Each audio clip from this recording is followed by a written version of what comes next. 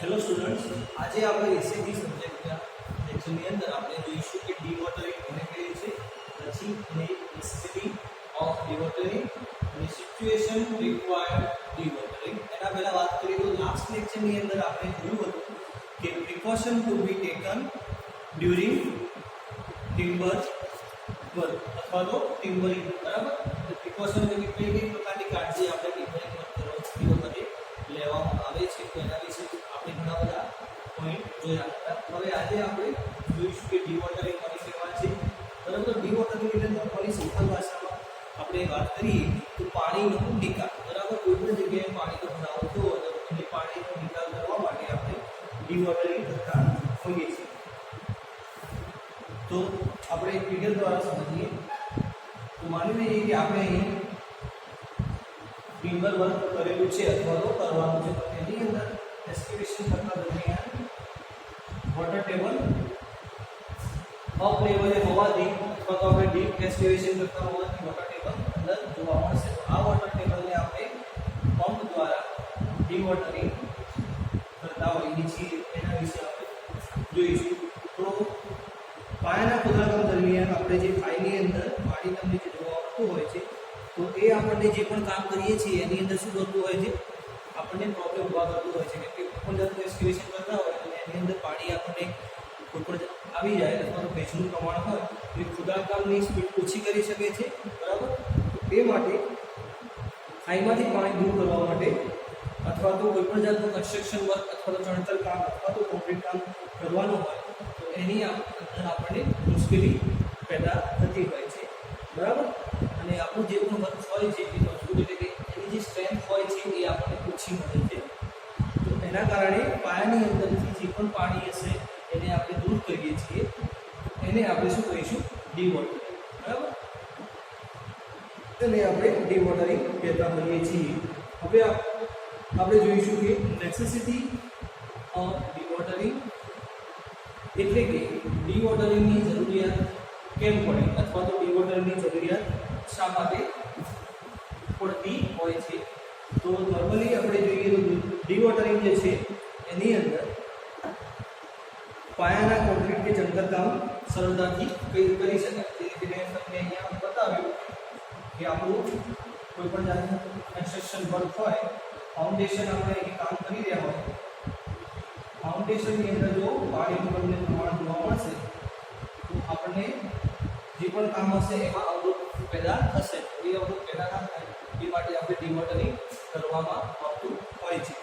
બીજી વસ્તુ એ છે કે કોન્ક્રીટ કે ચણતરને જમતા પાણીની અસરથી બચાવવા માટે. ઘણી વખતે શું થતું હોય છે કે આખું કન્સ્ટ્રક્શન વર્ક જે થઈ ગયું છે અથવા તો થવાનું છે એની અંદર કોઈ વોલ હોય તો નીચે જો વોટર ટેબલ આખું વધારે હશે તો દિવાલ ઉપર તમારે શું થશે, પ્લાસ્ટર અથવા તો જે રંગકામ કરેલું હશે એની કોપડીથી એને નીચે પડી જતું હોય છે. આ બધા પ્રોબ્લેમ જ્યારે કન્સ્ટ્રક્શન વર્ક કરતું હોય એ વખતે અથવા તો આખું જો કન્સ્ટ્રક્શન વર્ક બની ગયા પછી પણ આના પ્રોબ્લેમ તમને જોવા મળતા હોય છે. કે આપણે બેટર છે કે શરૂઆતમાં એ જે તે જગ્યા હશે એનું આપણે ડીવોટરિંગ કરી નાખીએ તો આપણે જે પણ કામ કરવાનું છે એમાં આપણને સરળતા રહેશે. પછી આપણે જોઈએ તો પાયાની આજુબાજુની જે માટી હશે એને ધસી પડતી અટકાવવા માટે. બરાબર, કઈ રીતે ડીવોટરિંગ અને આજુબાજુની માટી જે છે એને ધસી પડતી અટકાવવા માટે કઈ રીતે, આજુબાજુની જે માટી હશે એ નોર્મલી જોવા જઈએ તો શું હશે કે પાણી વિનાની હશે એટલે તે જગ્યાએ સેટલ હશે. પણ જો એની અંદર વોટર એડ થશે તો એ ધીમે ધીમે માટી છૂટી પડવા મળશે અને માટી જે છે તમારી છૂટી પડશે એ સીધી તમારું જે પણ જગ્યાએ ઢીલાણ કામ હોય અથવા પાયાનું કામ થતું હોય ત્યાં એ ધસી પડશે. તો એ ધસી પડતી અટકાવવા માટે સૌપ્રથમ એની અંદર જે પણ એરિયામાં પાણીનો આપણને સંચય જોવા મળતો હોય એ જગ્યાએથી આપણે પાણી ડીવોટરિંગ કરતા હોઈએ છીએ. પછી આવશે ખાડાની આસપાસના સ્ટ્રક્ચરની સલામતી માટે. હવે જે સ્ટ્રક્ચર બનાવીએ છીએ એ સ્ટ્રક્ચર સિવાયના આજુબાજુના જે સ્ટ્રક્ચર હશે એને કોઈ પણ જાતનું નુકસાન ના થાય એ માટે પણ આપણે ડીવોટરિંગ કરતા હોઈએ છીએ. હવે આપણે જોઈશું સિચ્યુએશન રિક્વાયર્ડ ડીવોટરિંગ એટલે કે કઈ પરિસ્થિતિમાં આપણે ડીવોટરિંગ આવશ્યક છે.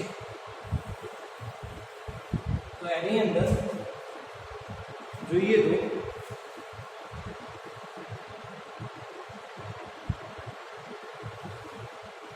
તો હવે સિચ્યુએશન રિક્વાયર્ડ ડિવોટરિંગ એટલે કઈ પરિસ્થિતિમાં આપણે ડિવોટરિંગની રિક્વાયરમેન્ટ હોય છે. તો ડીપ એક્સકેવેશન કરતી વખતે અથવા તો ડીપ એક્સકેવેશન કોઈ જાતનું ફાઉન્ડેશન થતું હોય તો એની અંદર આપણે એક્સકેવેશન કરતા હોઈએ તે વખતે આપણે એની રિક્વાયરમેન્ટ હોય છે ડિવોટરિંગની. પછી આવશે કન્સ્ટ્રક્શન ઇન વોટર એરિયા એટલે કે જે જગ્યાએ પાણીનો અવર જવર એટલે કે જલદર્શન વિસ્તારમાં બાંધકામ કરવાનું હોય, બરાબર, એ વખતે. પછી આવશે પાઇલ ફાઉન્ડેશન, જે આપણે પાઇલ ફાઉન્ડેશન વિશે આપણે જાણીએ છીએ, બરાબર. અને ડોક્સ એટલે કે બંદર, કોઈ પણ જગ્યાએ બંદર હોય તે કિનારે આપણે બંદરના કામ કરતા હોય. બંદર એટલે કે જે જગ્યાએ વહાણનું ટ્રાન્સપોર્ટેશન, વહાણ દ્વારા જે પણ મટીરિયલ સામાન લાવવામાં આવે છે તે માટે આપણે ડોક્સની વ્યવસ્થા કરતા હોઈએ છીએ. તો એ જગ્યાએ પણ આપણે ડિવોટરની રિક્વાયરમેન્ટ હોય છે, બરાબર. અને આના સિવાય તો એવું હોય તો આપણે એ પણ કહી શકીએ કે જે જગ્યાએ બ્રિજનું કામ ચાલતું હોય છે બાય રિવર ઓર કે જે પણ જગ્યાએ પાણીનું અવર હોય અથવા નદી અથવા રિવરની ઉપર આપણે વાત કરીએ છીએ તો રિવરની ઉપરથી જ્યારે આપણે બ્રિજનું કામ કરતા હોઈએ ત્યારે એની અંદર જે પાણી હોય છે એને સૌપ્રથમ પૈસા વડે બોક્સ એક્સપોઝર કરવામાં આવે છે. પછી એની અંદર જે પાણી હશે એને આપણે ડિવોટરિંગ કરતા હોઈએ છીએ. તો આ રીતે ઘણા બધા જગ્યાએ આપણે શું કરતા હોઈએ છીએ, ડિવોટરિંગની રિક્વાયરમેન્ટ આપણને જોવા મળતી હોય છે. હવે આપણે જોઈશું મેથડ ઓફ ડિવોટરિંગ. ડિવોટરિંગ કોને કહે છે? નંબર 1 આપીશું. નંબર 1 પછી એની નેસેસિટી ઓફ ડિવોટરિંગ કઈ રીતે રિક્વાયરમેન્ટ હોય છે, બરાબર, એ જોયું આપણે, આવશ્યકતા જોઈ. હવે ડિવોટરિંગની અલગ અલગ આપણે મેથડ આપેલી છે. અલગ અલગ સિચ્યુએશનની અંદર આપણે કઈ કઈ મેથડ યુઝ કરવી એના વિશે આપણે જોઈશું.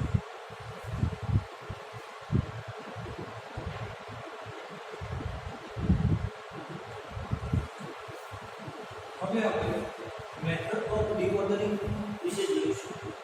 તો જેની અંદર અલગ અલગ મેથડ આપેલી છે. નંબર 1 આપણે જોઈ શકીએ પમ્પિંગ, પછી નંબર 2 કન્સ્ટ્રક્શન ઓફ ડ્રેન્સ, પછી ડીપ વેલ કન્સ્ટ્રક્શન મેથડ, પછી fishing, chemical consolidation of solid, cement grouting, well point system and electrode osmosis. એટલે કે પમ્પિંગની અંદર શરૂઆતમાં આપણે વાત કરીએ તો જે પમ્પિંગ પદ્ધતિ છે એમાં શું હોય છે, પંપ દ્વારા પાણીનો નિકાલ કરવામાં આવતો હોય છે આ મેથડની અંદર. એટલે આપણે એને શું કહેતા હોઈએ છીએ, પમ્પિંગ મેથડ કહેતા હોઈએ છીએ. એની અંદર જે પંપનો યુઝ કરવામાં આવે છે એ પંપ આપણે સેન્ટ્રીફ્યુગલ પંપ યુઝ કરતા હોઈએ છીએ. પછી આવશે કન્સ્ટ્રક્શન ઓફ ડ્રેન્સ એટલે કે નીક રચના, બરાબર. પમ્પિંગ કરેલું જે પાણી હોય એને જવા માટે નીક રચનાની વ્યવસ્થા હોવી જોઈએ, અથવા તો કોઈ પણ જગ્યાએથી પાણી આવતું હોય તો એને જવા માટે નીક રચના હોવી જોઈએ. જે રીતે કે આપણે આપણા મકાનની વાત કરીએ તો જે જગ્યાએ આપણે રહેતા હોઈએ છીએ ત્યાં ચોમાસા દરમિયાન જે પાણી આવતું હોય છે તો આપણે ટેરેસથી માંડી અને સેટ જે પાણી હોય એને ગ્રાઉન્ડ લેવલ સુધી પહોંચાડવા માટે આપણે પાઇપનું ફિટિંગ કરેલું હોય છે, બરાબર. તો એ શાના માટે હોય છે કે પાણીને ઇઝીલી નીકળી જવા માટેનો રસ્તો મળી જાય એ માટે આપણે કરતા હોઈએ છીએ. તો એ રીતે આની અંદર પણ એક નીકની રચના કરવામાં આવતી હોય છે. તો આ જે મેથડ છે એ જલગ્રસન વિસ્તારમાં અથવા તો છીછરા પાયા માટે વાપરવામાં આવતી હોય છે. આ રીતમાં બંને ખાઈ બાજુએ નીક ખોદવામાં આવે છે. જે જગ્યાએ આપણે કામ કરતા હોય એની આજુબાજુ નીક ખોદવામાં આવે છે. અને નીકની સાઇઝ સામાન્ય રીતે આપણે 20 સેન્ટીમીટર વ્યાસની અર્ધવર્તુળાકાર શેપ આપવામાં આવે છે અને એને અમુક ડિસ્ટન્સે કુંડી બનાવવામાં આવે છે. કુંડી એટલે કે સંપ બનાવવામાં આવે છે. હવે સંપ એટલા માટે કે ત્યાંથી આપણે ડિવોટરિંગ કરી શકીએ પંપ દ્વારા, બરાબર. અને જે આ રીતની મેથડ જે છે એ નોર્મલી આપણે ઓછા ખર્ચે અને જે જગ્યાએ આપણું જે ખોદાણ કામ છે એ કેવું હોય, છીછરું હોય, એ જગ્યાએ આપણે સારી રીતે કરતા હોઈએ છીએ. આપણે ડ્રોઈંગ દ્વારા આપણે સમજીશું કે કઈ રીતની આમાં કામકાજ હોય છે. તો માની લઈએ કે આપણે આ જગ્યાએ કોઈ જગ્યાએ આપણે એક્સકેવેશન થઈ રહ્યું છે એની આજુબાજુ આપણે બંને બાજુ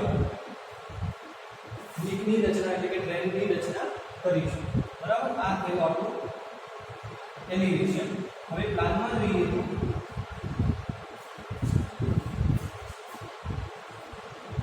પ્લાનની અંદર જોઈશું તો આપણને આ રીતે એક ફિગર જોવા મળશે. તો આ છે આપણી ડીપ, પછી એક સમ મૂકવામાં આવે છે, પછી પાછી ડીપ, પછી પાછો સમ.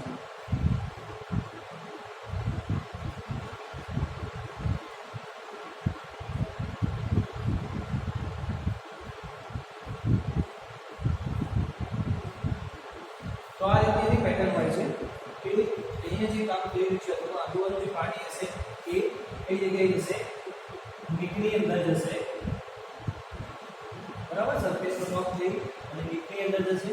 નીક દ્વારા પાણીને એક જગ્યાએથી બીજી જગ્યાએ આપણે ટ્રાન્સપોર્ટ કરી શકીએ છીએ. પછી આપણને આ રીતે સંપ બનાવેલા હોય છે. સંપમાં શું હોય છે કે બાજુમાં પંપની વ્યવસ્થા કરેલી હોય છે, તો ત્યાંથી પાણીને આપણે બહાર નીકાળી દેતા હોઈએ છીએ, બરાબર. એટલે આપણે એની અંદર પંપની પણ રિક્વાયરમેન્ટ હોય છે, બરાબર. પછી આવશે આપણું ડીપ વેલ કન્સ્ટ્રક્શન મેથડ. તો ડીપ વેલ કન્સ્ટ્રક્શન મેથડની અંદર જોઈએ તો આ જે મેથડ છે એની અંદર જ્યારે ખોદાણકામ ની ઊંડાઈ વોટર ટેબલ નીચે 60 મીટર હોય, એટલે કે ટૂંકમાં આપણે વોટર ટેબલ કરતાં પણ ઊંડા સુધી કામ કરવાનું હોય ત્યારે આ મેથડનો આપણે નોર્મલી ઉપયોગ કરતા હોઈએ છીએ. અને આ પદ્ધતિ સારા એવી વધારે અનુકૂળ હોય છે જ્યારે આપણે ડીપ એક્સકેવેશન કરવાનું હોય ત્યારે. અને જ્યારે ભૂજલ સ્તર વધુ નીચે આવેલું હોય અથવા તો ઉતારવાની જરૂર હોય ત્યારે આ પદ્ધતિનો ઉપયોગ કરવામાં આવે છે. એટલે આ મેથડ એ રીતે આપણે ઉપયોગ કરી શકીએ જ્યારે આપણે 60 મીટર વોટર ટેબલથી પણ નીચે જ્યારે કામ કરવાનું હોય ત્યારે, બરાબર. એટલે કે માની લઈએ વોટર ટેબલ જે છે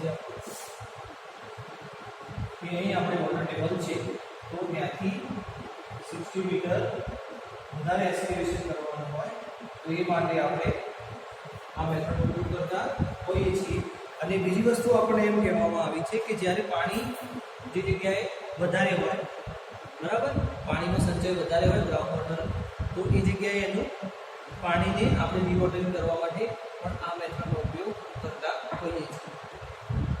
પછી આવશે આપણું ઓકે, એની અંદર થોડું આપણે વધારે જોઈશું. તો આ જે પદ્ધતિ છે ડિવોટરિંગ એ એક્ઝામની અંદર પૂછાયેલી છે આપણે. તો આ જે મેથડની અંદર વાત કરીએ તો 15 થી 60 સેન્ટીમીટર એટલે કે 50 to 60 સેન્ટીમીટર વ્યાસની આની અંદર એક બોક્સ ટાઈપ બનાવવામાં આવે છે. અને બોક્સને તળિયે આપણે જાળી તરીકે ફિલ્ટર મૂકેલું હોય છે, બરાબર. એ ફિલ્ટરની અંદર પાણી એબ્ઝોર્બ કરશે પંપ દ્વારા અને ગ્રાઉન્ડની અંદર જે પણ પાણી હશે એને શોષી લેશે. જેથી જે પણ ગ્રાઉન્ડમાં આપણે કામ કરવાનું છે અથવા તો જે જગ્યાએ પાણી વધારે પ્રમાણ હશે ત્યાંથી પાણીનું પ્રમાણ આપણે ઘટાડી શકીએ છીએ. આ રીતે ગ્રાઉન્ડની અંદર એક પાઇપ એડ કરવામાં આવે છે, આગળ ફિલ્ટર લગાડેલું હોય છે, બરાબર. હવે માની લઈએ કે અહીંયા આપણું વોટર ટેબલ છે, અહીં પંપ દ્વારા આને વેક્યુમ કરી અને પાણીનું જે પણ પ્રમાણ હશે એને શું કરવામાં આવશે, ઓછું કરી દેવામાં આવશે, બરાબર. અને પછી એ જગ્યાએથી આપણે કામ કરી શકીએ છીએ. પછી આવશે ફ્રીઝિંગ એટલે કે થીજવવું. તો આની અંદર જોઈએ, આ શબ્દ તમારા માટે નવો હશે. તો નોર્મલી જો આ પદ્ધતિ જે છે એ ખોદાણ કામ કરવાની હોય તેની આજુબાજુના વિસ્તારમાં ભેજનું જે પ્રમાણ હોય એને થીજવવા માટે આ મેથડનો ઉપયોગ કરતા હોઈએ છીએ.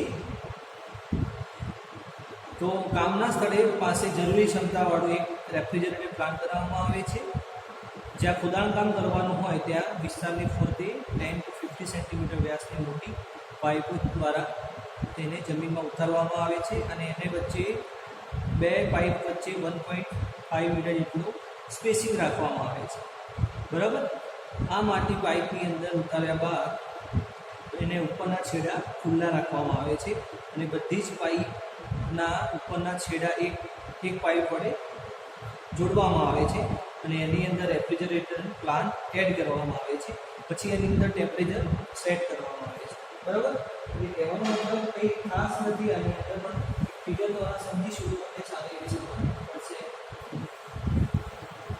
માની લઈએ ગ્રાઉન્ડની અંદર આ રીતે પાઇપ એડ કરવામાં આવે છે, અલગ અલગ 1 और 1.5 मीटर डिस्टेंस मेंटेन કરીને. હવે આ જે પાઇપ હશે તે ઉપરથી જોઈન્ટ કરી દેવામાં આવશે અને શરૂઆતમાં જોઈએ તો મને રેફ્રિજરેટરની રિક્વાયરમેન્ટ હોય છે અને આની અંદર પછી રેફ્રિજરેટર એડ કરવામાં આવે છે. ટેમ્પરેચર જે છે એ આપણે 22 થી 30 ડિગ્રી સેલ્સિયસ સુધી એડ કરી શકીએ છીએ. 22 ડિગ્રી સેલ્સિયસ થી 30 ડિગ્રી સેલ્સિયસ સુધી એડ કરવાથી જે પણ અંદર પાણી હશે એ બધું ફ્રીઝ થઈ જશે અથવા તો ત્યાં થીજી જશે. એ રીતે આ પ્રમાણે પણ આપણે ડીવોટરિંગની અંદર આ મેથડ પણ આપણે કામ યોગ્ય યુઝફુલ હશે. પણ આ મેથડનું એટલું છે કે આ મેથડમાં આપણે થોડું કોસ્ટલી પડશે કે રેફ્રિજરેટરની વડે કામ કરવું એટલે ઇલેક્ટ્રિસિટી હોવી જોઈએ, એ બધા ઘણા બધા કારણોસર આપણે આ થોડું કોસ્ટલી પડશે. પછી આવશે chemical consultation of solid. Number 5 લઈશું. તો નંબર 5 ની અંદર આ રીતમાં જે વિસ્તારમાં ખોદાણ કરવાનું હોય તેની આજુબાજુ માટીની સિલિકેટ ઓફ સોડા અને કેલ્શિયમ ક્લોરાઇડ જેવા રસાયણો એડ કરવામાં આવે છે અને તેના સંયોજનથી શું થશે, જે પણ આપણું ગ્રાઉન્ડની અંદર વોટર હશે એટલે કે આ રીતમાં કુવા બિંદુ પાઇપો જેવી કે પાઇપ જમીનમાં ઉતારવામાં આવે છે. પાઇપ જમીનમાં ઉતારતી વખતે તેમાં એક રસાયણ દબાણપૂર્વક એડ કરવામાં આવે છે. યોગ્ય ઊંડાઈ સુધી પહોંચ્યા બાદ રસાયણને ઉપરથી બંધ કરી દેવામાં આવે છે અને એની અંદર કેમિકલ પ્રોસેસ થવાથી આપણે આ રીતે સોલિડ કન્સલ્ટેશન પ્રોસેસ કરી શકતા હોઈએ છીએ. પછી આવશે સિમેન્ટ ગ્રાઉટિંગ. હવે જે ગ્રાઉટિંગની વાત કરી હતી એ આપણે આગળ પણ જોઈ ચૂક્યા છીએ. આ જ રીતની અંદર સિમેન્ટ, રેતી અને પાણીનું મિશ્રણ હોય છે. આ પ્રક્રિયામાં ઘણા બધા હોલ બનાવવામાં આવે છે અને આ હોલની અંદર દબાણપૂર્વક સિમેન્ટને એડ કરવામાં આવે છે. તો ઘણા બધા આપણે હોલ બનાવી અને એની અંદર પ્રેશર વડે સિમેન્ટને એડ કરવામાં આવે. સિમેન્ટ પેસ્ટ હશે અને એડ કરવામાં આવે છે. સિમેન્ટ પેસ્ટ પ્રેશરથી એડ કરવાથી જે પણ છિદ્ર હશે એ સારા એવા ભરાઈ જશે, બરાબર. તો આ પ્રોસેસને આપણે કહેતા હોઈએ છીએ સિમેન્ટ ગ્રાઉટિંગ, બરાબર. સિમેન્ટ ગ્રાઉટિંગની અંદર આપણને 3 વસ્તુ મેન હોય છે: હોલ, સિમેન્ટ ગ્રાઉટ અને ગ્રાઉટિંગ ઇન સોફ્ટ સોઇલ, બરાબર. પછી આગળ જઈશું તો આવશે વેલ પોઈન્ટ સિસ્ટમ. વેલ પોઈન્ટ સિસ્ટમ એટલે શું છે કે કુવા બિંદુ પદ્ધતિ. હવે કુવા બિંદુ પદ્ધતિની અંદર થોડું આપણે વધારે સમજવાનું રહેશે કેમ કે આ મેથડ જે છે એક્ઝામની અંદર પૂછાયેલી છે. તો ગ્રાઉન્ડ વોટર ફ્લોને જમીનમાં ઊંડા સુધી વાળીને ભાગમાં ખોદકામ કરવામાં આવે છે, જેથી ભૂજલ જે જગ્યાએ આપણે વોટર ટેબલ હોય છે એ જગ્યાએ આપણે સારા એવા પ્રમાણમાં પહોંચી શકીએ. જે વિસ્તારમાં ખોદકામ કરવાનું હોય તે વિસ્તારની ફરતે આપણે 1 મીટરના અંતરે કુવા બિંદુ તૈયાર કરવામાં આવે છે, બરાબર. કુવા બિંદુ એટલે શું? આપણે કુવા બિંદુની વાત કરીએ તો કુવા બિંદુ એટલે શું થશે કે કુવા બિંદુ એક પોઈન્ટ છે જેના લગભગ 1 મીટર અને 40 મીટર વ્યાસથી બનેલો હોય છે. વેલ પોઈન્ટના નીચેના છેડે એક વાલ્વ હોય છે જેના પાણી દબાણપૂર્વક એડ કરવામાં આવે છે અને તેથી તેનું સક્શન થાય, તેથી વાલ્વ બંધ કરવામાં આવે છે, બરાબર. પછી આવશે વેલ પોઈન્ટ, પછી આવશે રાઇઝર. તો રાઇઝર આપણે વેલ પોઈન્ટ સિસ્ટમની અંદર વાત કરી રહ્યા છીએ. રાઇઝરની વાત કરીએ તો રાઇઝર એ જમીનમાં ઉતારેલી ઊભી પાઇપ હોય છે અને તેને વેલ પોઈન્ટ લગાડવામાં આવેલા હોય છે. પછી આવશે સ્વિમિંગ આર્મ અથવા તો સ્વિંગર આર્મ. તો રાઇઝરને હેડ સાથે જોડતી પાઇપને આપણે સ્વિંગર આર્મ કહીશું. પછી આવશે હેડર. હેડર એક એવી પાઇપ છે જેની સાથે જુદા જુદા વેલ પોઈન્ટને એટેચ કરવામાં આવેલા હોય છે. તેની સાથે આપણે પમ્પિંગ યુનિટ પણ જોડેલા હોય છે, બરાબર.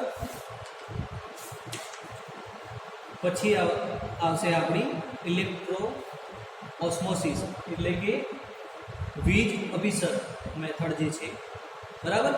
વીજ અભિસરણ મેથડ જે છે એની અંદર વાત કરીએ તો જ્યારે માટી સૂક્ષ્મ પ્રકારની હોય ત્યારે તેમાંથી પાણી ખેંચવું મુશ્કેલ હોય છે, કારણ કે આવી માટીમાં પારગમ્યતા ઘણી જ નબળી હોય છે. આવી માટી કેશાકર્ષણથી પાણી પકડી રાખે છે.